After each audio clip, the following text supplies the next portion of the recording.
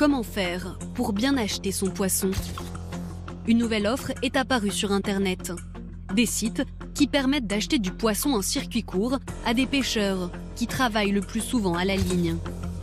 Il y a par exemple Pleine Mer, Pêcher Maison ou Poiscaille, le plus gros du secteur, qui livre des casiers réfrigérés en point relais sur toute la France. Bien pratique quand on n'est pas voisin d'un port de pêche.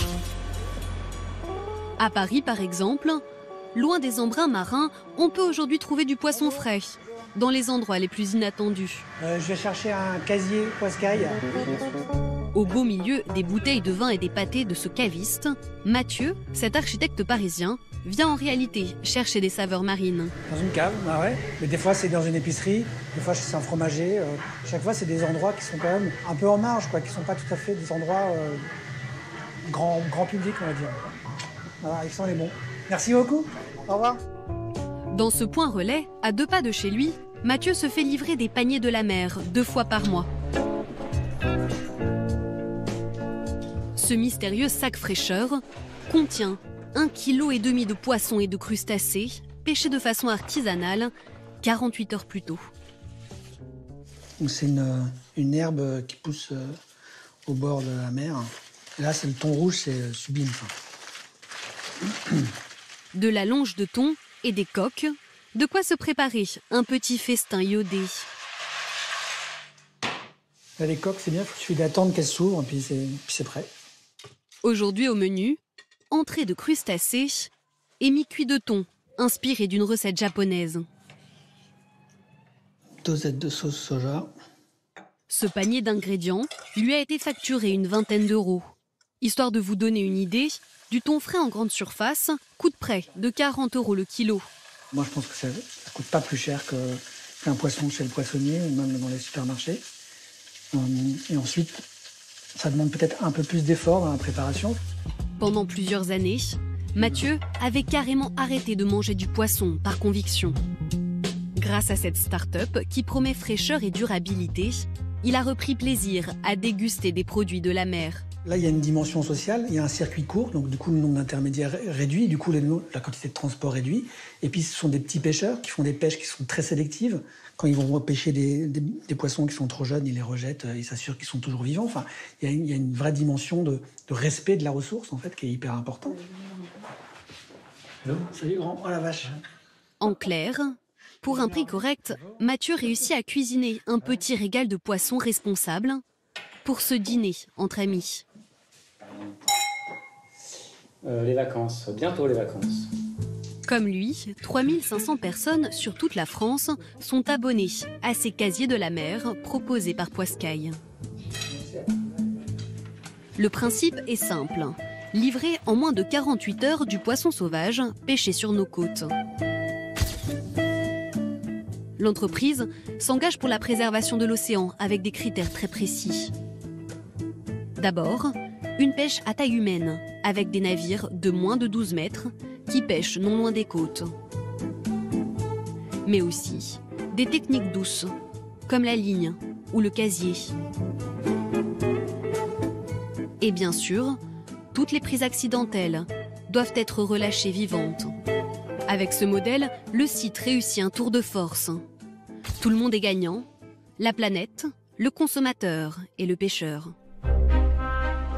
En Bretagne, à une demi-heure de Brest, Brendan O'Guilaban pêche tout en douceur. On doit venir caresser cette tête de roche, comme on dit, avec notre ligne. À 33 ans, ce franco-irlandais a passé sa jeunesse à bord des grands navires de pêche industrielle. Une expérience qui l'a dégoûté. C'était inévitable, on avait un petit peu de prise accessoire. Des fois, on perdait un bout de nappe, de filet qui restait au fond.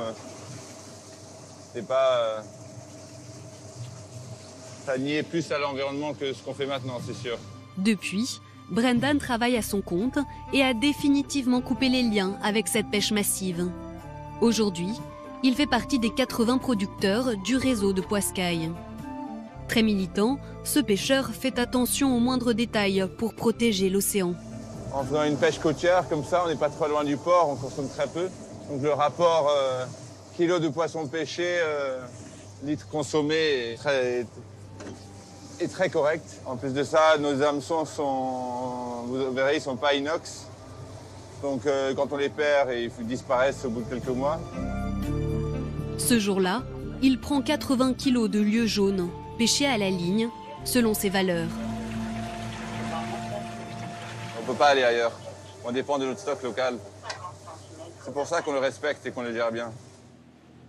Tout ce poisson, Brendan ne le vend qu'en circuit court, via les restaurateurs, les marchés ou Poiscaille. Il s'est toujours refusé à labelliser sa pêche. Je ne fais pas forcément confiance au label et du coup, je ne sais pas quel label je mettrai. Je trouve que la qualité, elle parle d'elle-même. On n'a pas besoin de labelliser. Une de ces caisses sera dégustée 48 heures plus tard à Paris. À ce moment-là, le lieu jaune est à 9 € le kilo à la criée, mais Poiscaille, la start-up, lui achète à 12 € toute l'année, car c'est du direct producteur, sans intermédiaire. Conséquence, Brendan peut pêcher de plus petites quantités. Si on n'avait pas les circuits courts, on serait obligé de travailler plus, de faire plus de volume, de brûler plus de gasoil, on serait plus fatigué, on aurait moins de vie de famille. On n'avait pas le temps de faire autre chose en fait que travailler. En moyenne, les pêcheurs qui travaillent comme lui gagneraient 2500 € net par mois, tout en ayant un minimum d'impact sur la planète. Ouh, là, il y a du poisson, Eben. Là, dans le Guémon, ici, il y en a plein. Après sa journée de travail, il se détend avec ses enfants. Malgré la fierté de vivre d'une pêche la moins nocive possible, Brendan s'inquiète. Depuis ses débuts en mer à 15 ans, le pêcheur a vu l'océan changer. Au large des côtes bretonnes, il trouve de moins en moins de lieux jaunes. On n'en parle pas, on va attendre que ça devienne inquiétant, qu'on arrive à 10% du stock. Et là, quand c'est trop tard, comme d'habitude, on fera quelque chose. Ce qui est dommage, c'est qu'on attend toujours que la branche soit quasiment sciée, qu'elle soit presque morte avant de commencer à s'inquiéter pour le pansement. Changer de mode de pêche et de mode de consommation, pour lui, c'est plus qu'un choix ou qu'un luxe, c'est une urgence. Alors pour savourer du poisson, tout en minimisant votre impact sur les océans, vous pouvez bien sûr suivre les labels et étiquettes dans vos supermarchés. Mais prenez soin de choisir des techniques de pêche douce, comme la pêche à la ligne, et privilégiez les produits locaux. Mais la meilleure solution pour soutenir une pêche durable reste encore les circuits courts.